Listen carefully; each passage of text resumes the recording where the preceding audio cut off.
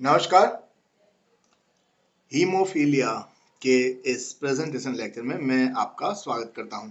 आज का जो हमारा विषय है, ये जो लेक्चर है, तो इसका जो शीर्षक है वो है हीमोफीलिया।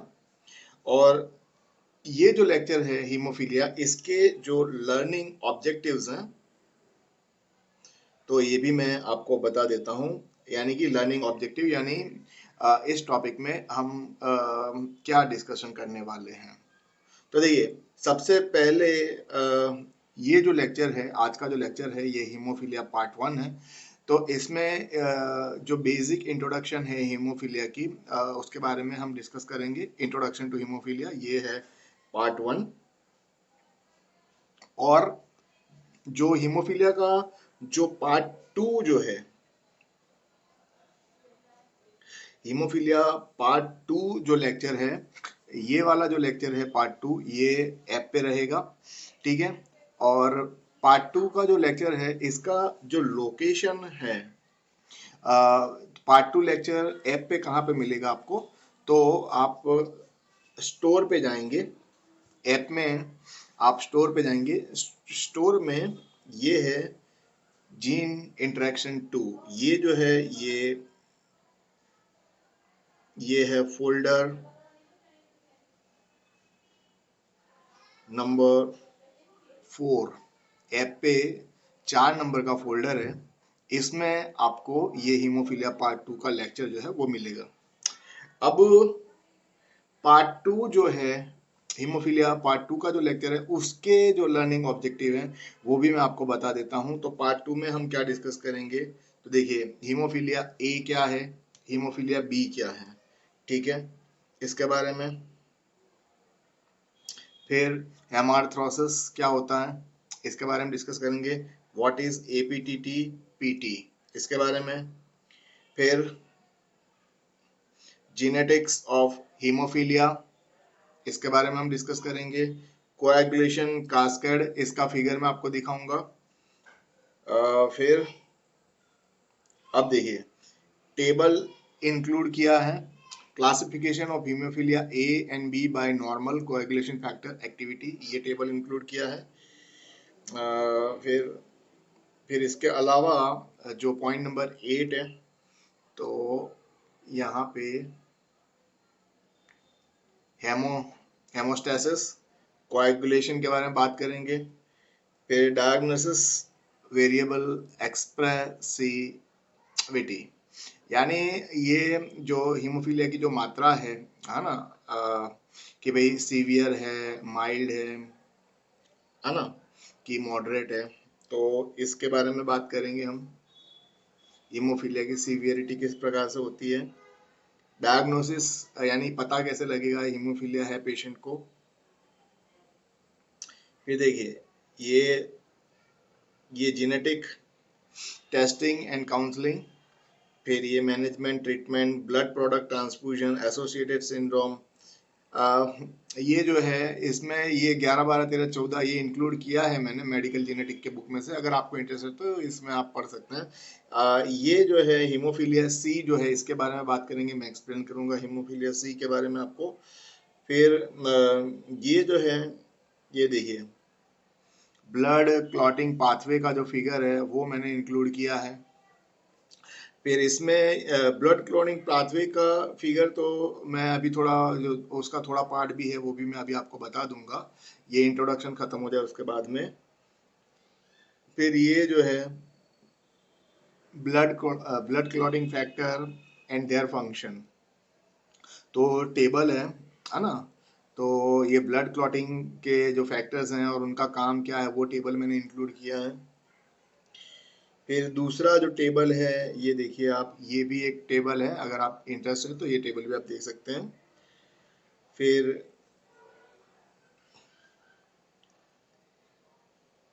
यहाँ पे ये जो है, visual sign associated with bleeding, है ना, ये जो है ब्लीडिंग लिखा है यहाँ पे, ब्लीडिंग।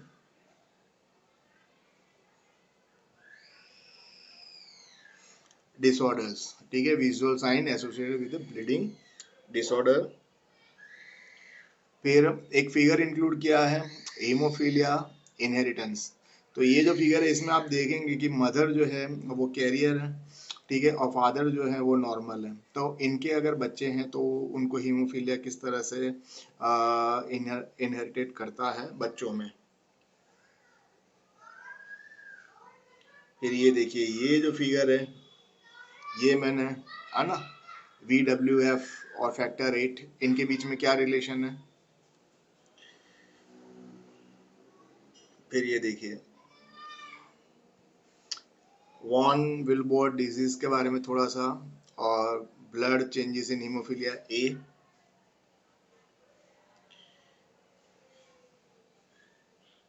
अब देखिए यहाँ पे ये जो है ये जो है यहाँ पे आप देखें, देखिए rare occasion a female who is heterozygous, rare occasion होता है कि जहाँ पे फीमेल जो है हिटरोजाइगस है, मे शो माइल्ड और इवन सीवियर डिजीज। तो फीमेल जो है वो देखने की बात है कि फीमेल जो है वो हिटरोजाइगस है। नॉर्मली हमको पता है हीमोफीलिया में जो हिटरोजाइगस है वो कैरियर होते हैं, लेकिन यहाँ पे जो फीमेल है रेयर ऑकेजन में फीमेल जो है who is heterozygous may show mild और इवन सीवियर डिजीज सिम्टॉम्स। तो ये देखिए आप, है ना, तो यहाँ पे आप देखेंगे कि भाई यहाँ पे रेयर ऑकेजन में फीमेल जो है वो हिटरोजाइगस है। तो हिट्रोजाइगस होने की वजह से अगर कैरियर भी होते हैं तो फिर उनको ये सीवियर डिजीज के सिम्टम क्यों हो जाते हैं। तो हाउ इज दिस पॉसिबल, ये कैसे पॉसिबल है। तो इसका जो आंसर है, इसका आंसर पाने के लिए एक्स क्रोमोसोम इनएक्टिवेशन के बारे में बात करेंगे हम। फिर डोजेज कंपेंसेशन, ये क्या होता है डोजेज कंपेंसेशन, ये इसके बारे में हम बात करेंगे।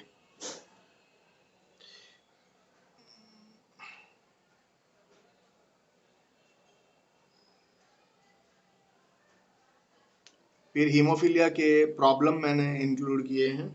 प्रॉब्लम 1, ठीक है, एक जो प्रॉब्लम है मैं आपको सॉल्व कर पूरा एक्सप्लेन कर दूंगा, सॉल्व कर दूंगा। और 2 एंड 3 जो है, तो ये 2 एंड 3 जो प्रॉब्लम है वो सॉल्यूशन के साथ मैंने इंक्लूड किए हैं। तो वो असाइनमेंट फॉर्म में रहेंगे, आप जो है सॉल्यूशन देख के आप जो इसकी प्रैक्टिस कर सकते हैं प्रॉब्लम 2 और 3 की। चलिए फिर ये जो है AHG और PTC क्या होता है, ठीक है, इसके बारे में बात करेंगे। फिर देखिए ये जो है a pedigree showing the inheritance of hemophilia in the European royal family। European royal family में जो हीमोफीलिया है उसकी जो पेडिग्री है उसका पूरा डिस्कशन जो है मैं आपके साथ में करूंगा। पूरा ये पेडिग्री जो है वो मैं आपको समझाऊंगा पार्ट 2 में। अच्छा, फिर ये जो हीमोफीलिया जो है, तो देखिए हिस्टोरिकल इंटरेस्ट हीमोफीलिया का, और ये हीमोफीलिया ने किस तरह से ये जो रॉयल फैमिली थी, है ना, रॉयल फैमिली यानी जो शाही खानदान है ना, जो राजाओं के जो फैमिली हैं, जर्मनी जर्मनी देखिए, स्पेन, इंग्लैंड, रशिया, तो ये जो शाही खानदानों में ये हीमोफीलिया है वो किस तरह से फैला, इसके बारे में बात करेंगे। फिर अब अब जो रॉयल फैमिली में जो हीमोफीलिया है, रॉयल फैमिली में जो हीमोफीलिया था और जो अभी है प्रेजेंट में, तो ये हीमोफीलिया जो है वो कौन सा है, हीमोफीलिया ए है या बी है। तो मॉडर्न जेनेटिक जो टेक्निक्स हैं, कौन सी टेक्निक है जिससे ये पता चला कि जो क्वीन विक्टोरिया, ठीक है, इंग्लैंड की महारानी थी क्वीन विक्टोरिया, वो हीमोफीलिया की कैरियर थी। तो उनके जो बच्चे हैं और उनकी जो शादी हैं अलग अलग रॉयल फैमिली में हुई, अलग अलग देशों के, तो ये हीमोफीलिया किस तरह से फैला, और ये शाही परिवार के जो लोग थे इनको हीमोफीलिया ए था या बी था, इसके बारे में बात करेंगे, ठीक है। फिर देखिए मॉडर्न जीनेटिक टेक्नोलॉजी का यूज करके हीमोफीलिया के लिए ड्रग डेवलप कैसे करते हैं। कौन सी ड्रग है हीमोफीलिया के लिए, उसके बारे में बात करेंगे। तो अब जो है इसका जो इंट्रोडक्शन है पार्ट 1 वो मैं ले लेता हूँ, और इंट्रोडक्शन के बाद जो पार्ट 2 का जो लेक्चर है उसमें भी मैं क्या इंक्लूड करने वाला हूँ वो भी मैं थोड़ा थोड़ा आपको बता दूंगा अभी इसी लेक्चर में।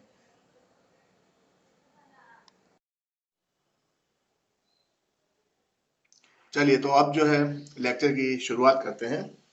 देखिए, in humans as in fruit flies, X-linked recessive trait appear more frequently among male than female because male need to receive only one copy of allele on the X chromosome inherited from their mother to develop the trait, है ना। तो अब देखिए इंसानों की जैसे fruit fly जो है उसमें जिस तरह से होता है उसी तरह से इंसानों में अगर बात करें तो एक्स लिंक जो रिसेसिव जो ट्रेट है वो किसको ज़्यादा असर करता है। तो एक्स लिंक रिसेसिव ट्रेट जो है वो जो मेल जो है जो पुरुष हैं उनको ज़्यादा असर करता है, और जो फीमेल है उनको ये जो डिसीज होते हैं या तो डिसऑर्डर होते हैं वो कम असर करते हैं, है ना। और इसका जो रीज़न होता है मैं आपको बता दूं। मान लीजिए कोई बीमारी है तो एक्स और वाई, क्योंकि ये हम एक्स लिंक डिसऑर्डर की बात कर रहे हैं, ठीक है। तो मेल जो है उसमें एक्स वाई होते हैं और फीमेल जो है उसमें दो एक्स क्रोमोसोम होते हैं। अब मान लीजिए कि मेल जो है, मेल में अगर यहाँ पे रिसेसिव एलील है और डिसऑर्डर जो है वो एक्स लिंक है, तो मेल के पास तो एक ही कॉपी है ना, और ये रिसेसिव हो गया, तो उसकी वजह से इनको जो है जो बीमारी है डिसऑर्डर है वो हो जाता है। लेकिन फीमेल के पास क्या है, मान लीजिए यहाँ पे एक जो है रिसेसिव है लेकिन दूसरा जो एक्स क्रोमोसोम है उसके पास अगर डोमिनेंट एलील है तो फिर इनको जो बीमारी है वो नहीं होती, क्योंकि उनके पास एक जो है वो डोमिनेंट एलील है इस वजह से, है ना। तो ये जो कहने का मतलब है कि जो एक्स लिंक रिसेसिव जो ट्रेट है वो मेल में ज्यादा दिखते हैं, उसका कारण यही है क्योंकि फीमेल के पास दो एक्स क्रोमोसोम होते हैं। तो अगर एक में भी उनके पास डोमिनेंट फंक्शनल एलील है तो फिर उनको ये बीमारी या तो डिसऑर्डर नहीं होगा। अब देखिए, female must receive two copy of the recessive allele one from each parent. तो फीमेल जो है, फीमेल में कोई बीमारी जो है वो कब होगी, जब दोनों फादर और मदर दोनों के पास से अगर वो रिसेसिव एलील उनको मिलता है तभी फीमेल को ये एक्स लिंक डिसऑर्डर जो है वो देखने को मिलेंगे। अब देखिए, two example of human X linked trait are red green colour blindness. इंसानों में दो ऐसे जो एग्जाम्पल हैं, एक तो है एक्स लिंक ट्रेट, एक तो है red green colour blindness, a recessive trait in which the affected individual is unable to distinguish between the colors red and green, ठीक है। तो ये जो बीमारी है आपने देखा, ये वाली जो बीमारी है एक्स लिंक जो ट्रेट है, एक्स लिंक ट्रेट में दो एग्जाम्पल, उसमें एक जो है, एक एग्जाम्पल कौन सा है, रेड ग्रीन कलर ब्लाइंडनेस। और ये जो रेड ग्रीन कलर ब्लाइंडनेस जो है, इसमें जिस व्यक्ति को ये कलर ब्लाइंडनेस है वो रेड और ग्रीन कलर के बीच में डिफरेंशिएट नहीं कर सकता, है ना। तो ऐसे व्यक्ति को लाल रंग और लीले रंग में वो डिफरेंशिएट करना उसमें उनको दिक्कत होती है ना, वो सेपरेट नहीं कर पाते लाल और लीला, है ना, रेड और ग्रीन कलर को। तो इसका कारण क्या है, because a defect in light sensing cell in the retina, क्योंकि ऐसे जो व्यक्ति हैं इनके जो रेटाइना है, इनके रेटाइना में लाइट सेंसिंग जो सेल है उसमें डिफेक्ट होती है। और दूसरा जो है एक्स लिंक रिसेसिव डिसऑर्डर, इंसानों में दूसरा जो डिसऑर्डर है वो है हीमोफीलिया। तो हीमोफीलिया क्या है, recessive trait in which affected individual have a defect in blood clotting. तो हीमोफीलिया जो है, ये जो बीमारी है इसमें क्या है, ऐसे जो लोग हैं जिनको हीमोफीलिया होता है उनमें जो ब्लड क्लॉटिंग की जो प्रक्रिया है ना, उसमें डिफेक्ट होती है, यानी कि ब्लड क्लॉट जो है वो सही तरीके से नहीं हो पाता। अब देखिए, अब हीमोफीलिया जो है ऐसे व्यक्ति जिनको हीमोफीलिया नाम की बीमारी है उनको हीमोफीलियक्स कहेंगे। तो हीमोफीलियक्स जो है वो ऐसे लोग हैं जिनको हीमोफीलिया की बीमारी है और इनको ब्लीडर्स कहा जाता है। That is if they injured, तो ऐसे लोग जिनको हीमोफीलिया की बीमारी है इनको अगर इंजरी होती है, they bleed much more than usual and are susceptible to severe bruising because a protein required for forming blood clot is not produced in functional form। ठीक है। और ये देखिए इनको, ये जो हीमोफीलिक जो होते हैं तो इनको जब चोट लगती है तो क्या होता है, इनके बॉडी में से बहुत सारा जो ब्लड है, खून जो है वो निकल जाता है बाहर, क्योंकि ब्लड क्लॉट करने के लिए, है ना। तो ब्लड क्लॉट करने के लिए जो फैक्टर चाहिए होते हैं वो ये फंक्शनल फॉर्म में वो प्रोड्यूस नहीं कर सकते। ठीक है। तो जो प्रोटीन बनाना है, जो फैक्टर बनाने हैं ब्लड क्लॉटिंग के लिए, तो वो सामान्य रूप में ऐसे व्यक्ति जो हीमोफीलिक हैं वो नहीं बना पाते। तो इसी वजह से इनका ब्लड क्लॉट नहीं हो पाता। चलिए अब देखिए, males are bleeders if they receive an X chromosome that carries the recessive allele XH। ठीक है। ये देखिए इनके पास आ, अब हीमोफीलिया जो है मेल को कब होगा, तो मेल के पास आप देख सकते हैं एक्स एच है यहाँ पे देखिए, और दूसरा तो कौन सा है, वाई है। तो यहाँ पे रिसेसिव एलील है। इस परिस्थिति में मेल जो है, मेल को हीमोफीलिया हो जाएगा। ठीक है। और फीमेल जो है, फीमेल में कब होगा, तो देखिए the disease also develop in female with the recessive allele on both the X chromosome genotype XX XX। ठीक है। फीमेल में ये बीमारी कब होगी, जब दोनों जो क्रोमोसोम है और उनपे जो एलील है वो रिसेसिव फॉर्म में होंगे। और ये जो है ये क्या है, रेयर कॉम्बिनेशन है। तो इसी वजह से आप देखें कि फीमेल में दोनों जो एक्स क्रोमोसोम है दोनों रिसेसिव एलील होंगे, तभी फीमेल को ये जो बीमारी है वो हो सकती है ना। Although affected person with luck and good care can reach maturity। तो देखिए ऐसे व्यक्ति के जिसको हीमोफीलिया हुआ है उनका नसीब जो है वो अच्छा है। ठीक है। और अगर वो अच्छी केयरिंग करते हैं तो वो मैच्योरिटी तक पहुंच पाते हैं। फिर they must be careful to avoid serious injury.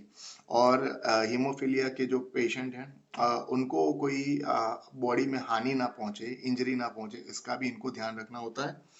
The disease which affect about 1 in 7,000 male can be treated by injection of the required clotting molecule। अब ऐसे जो व्यक्ति हैं देखिए, तो 7,000 जो पुरुष हैं उनमें से एक को ये बीमारी होती है। ठीक है। और इसकी जो ट्रीटमेंट है वो can be treated by injection of the required clotting molecule. और इन लोगों को क्या है, जो क्लोटिंग मॉलिक्यूल है वो प्रोवाइड करके ये हीमोफीलिया की ट्रीटमेंट की जाती है ना। तो जो मिसिंग क्लॉटिंग फैक्टर है वो देके इनको ट्रीट किया जाता है हीमोफीलिया के पेशेंट को।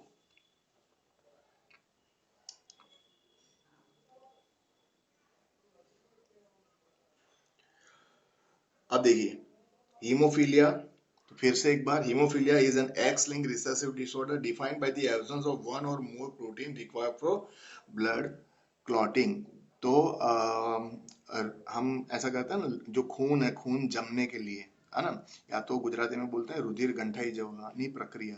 तो रुधिर गंठाई जवानी प्रक्रिया या तो खून जमने के लिए जो प्रोटीन है वो नहीं मिल पा रहा है, वो एब्सेंट है हीमोफीलिया के पेशेंट में। तो इसकी वजह से इनके बॉडी में से ज्यादा ब्लडिंग हो जाता है जब इनको इंजरी होती है। तो अब देखिए, when a person with haemophilia is injured, bleeding is prolong because of firm clot is slow to form.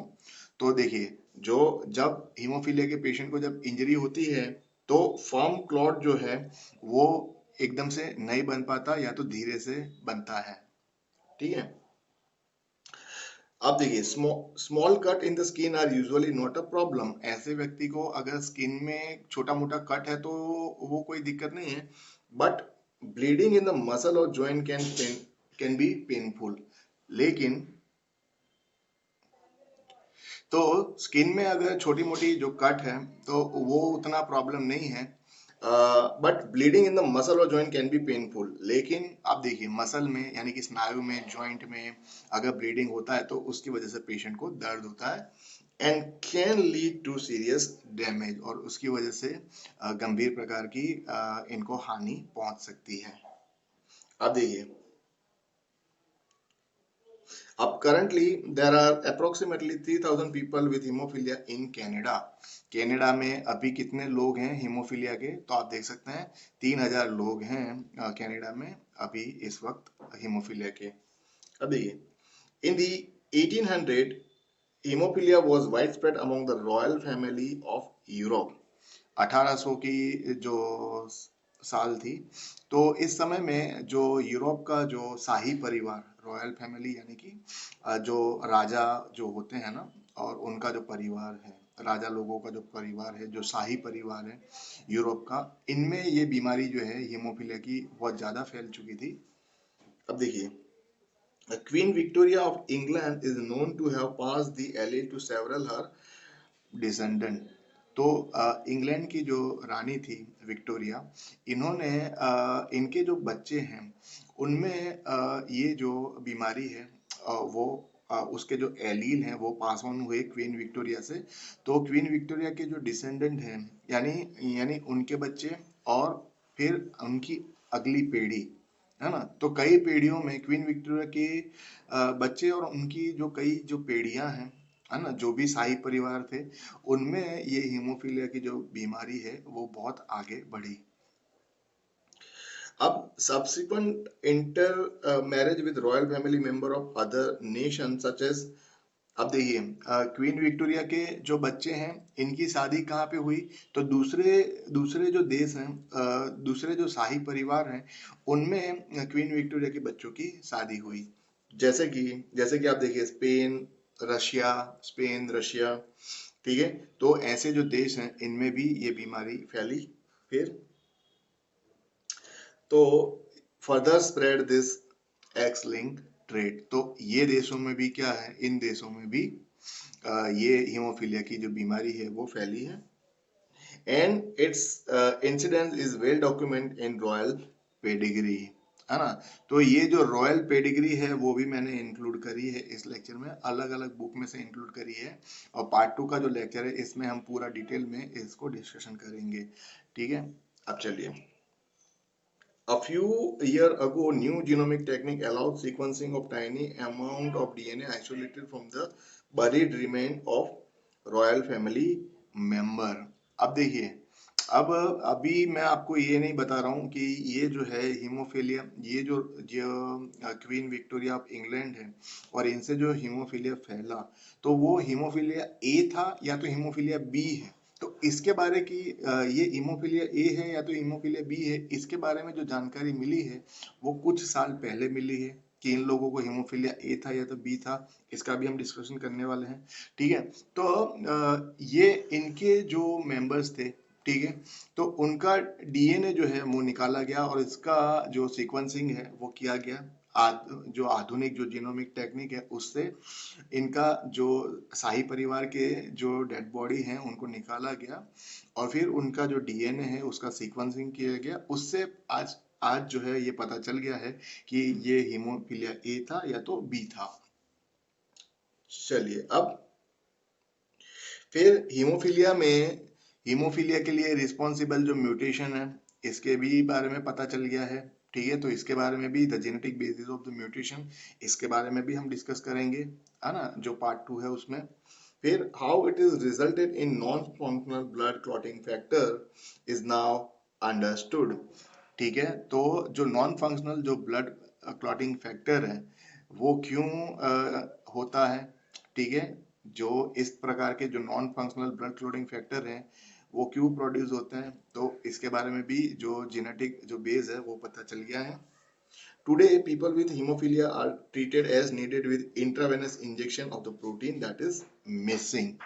तो आज जो है हीमोफीलिया की जो ट्रीटमेंट है वो किस तरह से की जाती है कि जो इंट्रावेनस, है ना, तो वेन में इंजेक्शन दिया जाता है और जो क्लॉटिंग फैक्टर जो है, जो प्रोटीन मिसिंग है ब्लड क्लॉटिंग के लिए, वो पेशेंट को दिए जाते हैं।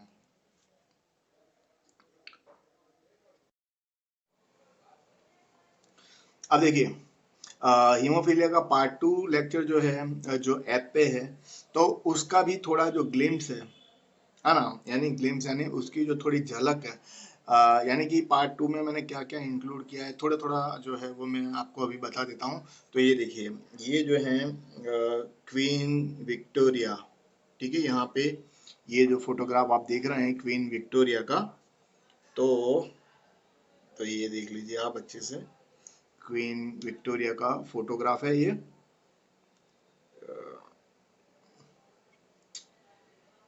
अब यहाँ पे देखिए ये जो लिखा है figure X linked recessive inheritance, फिर यहाँ पे आप देखेंगे painting painting of Queen Victoria as a young woman. अभी ये इसमें यहाँ पे ये जो पेडिग्री आपको दिख रही है, पेडिग्री ऑफ क्वीन विक्टोरिया, तो यहाँ पे ये पेडिग्री तो मैं पूरा आपको बता दूंगा, लेकिन अ, ये जो पेडिग्री है देखिए यहाँ पे जो लिखा है,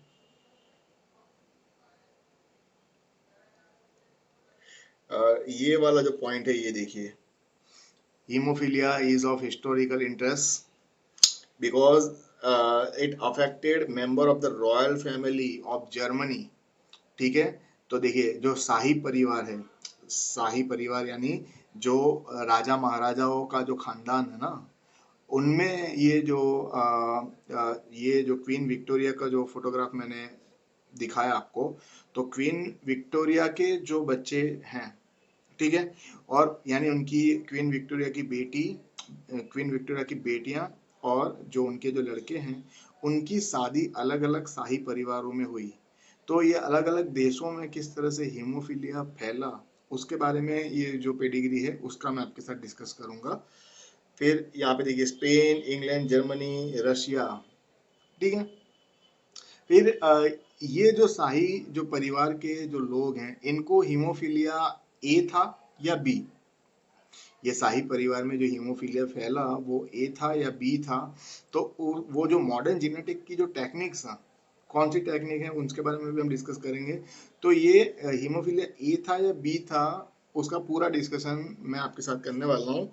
और मैं जो आपको जो पेडिग्री है यहाँ पे ये वाली जो पेडिग्री है यहाँ पे आपको ठीक तरीके से नहीं दिख रही है, मैं नहीं दिखा रहा हूँ, ठीक है। आप ऐप पे आएंगे, ऐप पे देखना तो पूरी इत्मीनान से मैं आपको समझाऊंगा ये। तो ये वाली जो पेडिग्री है मैं आपको एक्सप्लेन करूंगा ऐप पे। चलिए अब यहाँ पे ये देखिए, ये हीमोफीलिया में आप देखेंगे ये जो फोटोग्राफ है, तो देखिए ये क्या है ये, ठीक है। तो ये देखिए, इसके बारे में भी हम डिस्कस करने वाले हैं, है ना। तो यहाँ पे देखिए ये जो ये राइट नी जो है एनलार्जमेंट हो गया, है ना। जो दाएं पैर का जो घुटना है वो बड़ा हो, आपको बड़ा दिख रहा है, तो ये हीमोफीलिया ए में ऐसा क्या हो जाता है, ये घुटना ऐसा बड़ा क्यों दिख रहा है उसके बारे में बात करेंगे। फिर ये जो है ये क्या हो चुका है, ये हीमोफीलिया में ये क्या हो जाता है, तो इसके बारे में भी हम बात करने वाले हैं। फिर ये एक टेबल है, ये टेबल जो है वो मैंने इंक्लूड किया है पार्ट 2 के लेक्चर में, पूरा टेबल आप देख लेना। अ, फिर यहाँ पे आप देखें, ये थोड़ा यहाँ पे देखिए आप, है ना, a partial list of some important genetic disease. तो यहाँ पे आप देखिए क्रोमोसोम एबनॉर्मलिटीज हैं और फिर उनके प्रीवेलेंस, प्रीवेलेंस यानी कितने नॉर्मल, नॉर्मल यानी जो तंदुरुस्त हैं हेल्दी लोगों में, और कितने में ये होता है ना बीमारी डाउन सिंड्रोम। तो देखिए 1000 में 1000 से लेके 700 से लेके 1000 में एक को डाउन सिंड्रोम होता है। तो सारी जो बीमारियां हैं उसके बारे में ये टेबल है, ये देख लेना आप, इंक्लूड किया है मैंने। फिर ये देखिए, ठीक है, ये जो फिगर है आप देखिए, यहाँ पे आप देखिए ये जो फिगर है इसमें आप देखेंगे, तो ये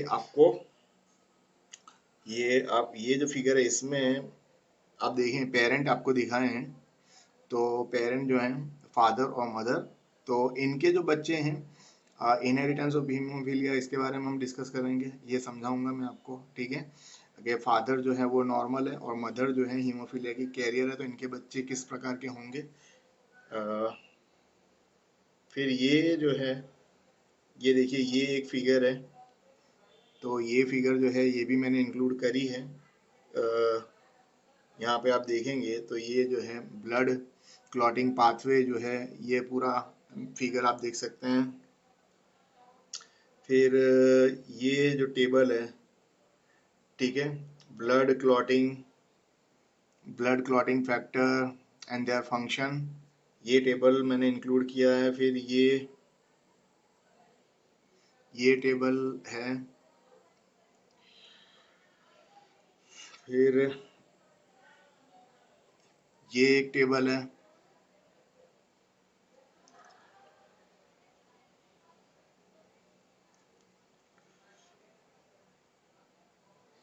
अब ये जो फिगर है, ये फिगर देखिए आप, ये फिगर क्या है, ठीक है, तो इसके बारे में हम डिस्कस करने वाले हैं।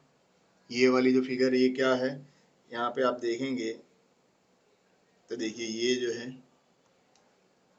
यहाँ पे इस फिगर के बारे में हम डिस्कस करने वाले हैं लेक्चर में।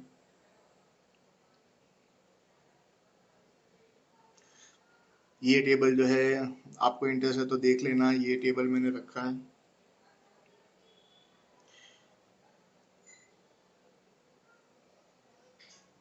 ये जो प्रॉब्लम है, ये प्रॉब्लम मैं आपको सॉल्व करके दूंगा। ये चारों जो ये जो प्रॉब्लम है और उसका ये जो चारों जो प्रश्न है, इनका जवाब जो है मैं आपको समझा दूंगा, ठीक है।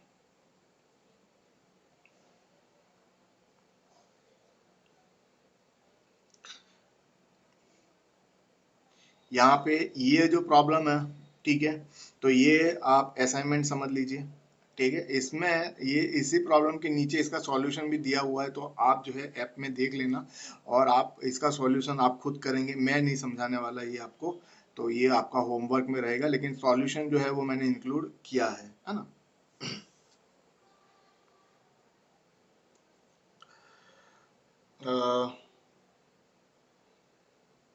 इसके इसके अलावा भी इसके अलावा भी बहुत सारी जो फिगर्स हैं वो मैंने इंक्लूड करी है, वो यहाँ पे मैं नहीं दिखा रहा हूँ आपको, आप समझ सकते हैं।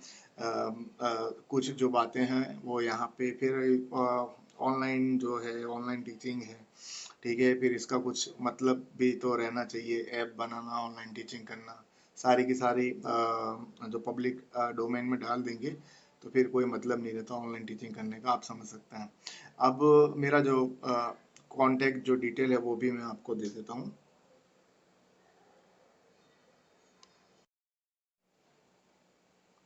तो देखिए, मेरा जो एंड्रॉयड ऐप है, मेरा नाम है मनीष जे कोष्टी सर, तो मेरा एंड्रॉयड ऐप जो है उसका नाम भी है मनीष जे कोष्टी, ठीक है। और जो भी व्यक्ति जो हैं, स्टूडेंट हैं, टीचर हैं, जो भी मेरे ऐप के साथ जुड़ेंगे, ये जो जीनेटिक का कोर्स जब आप बाय करेंगे तो आप मेरे साथ कनेक्ट होंगे, और कनेक्ट होने पे देखिए इन लेक्चर्स में मैं जो भी मैं बुक इस्तेमाल करता हूँ, रेफरेंस बुक जो इंक्लूड करता हूँ, तो वो मैं कौन से बुक इस्तेमाल करता हूँ, सारे बुक के बारे में जानकारी मैं आपको दूंगा, ठीक है। जो मीटिंग ऐप होती है उससे मैं आपसे कनेक्ट होके सारे जो बुक्स हैं वो मैं आपको बता दूंगा कि भाई ये बुक्स है, मैं ये इस्तेमाल करता हूँ।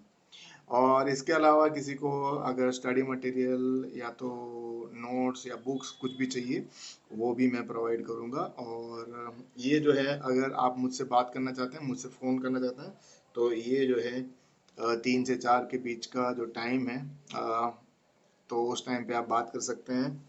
और ये जो है ये मेरा व्हाट्सएप नंबर है, और ये जो है ये मेरी ईमेल आईडी है। तो इसी के साथ में ये जो प्रेजेंटेशन लेक्चर है अब यहाँ पे समाप्त होता है। मेरा नाम मनीष जे कोष्टी सर है, मैं अहमदाबाद से हूँ। बाय बाय, नमस्ते।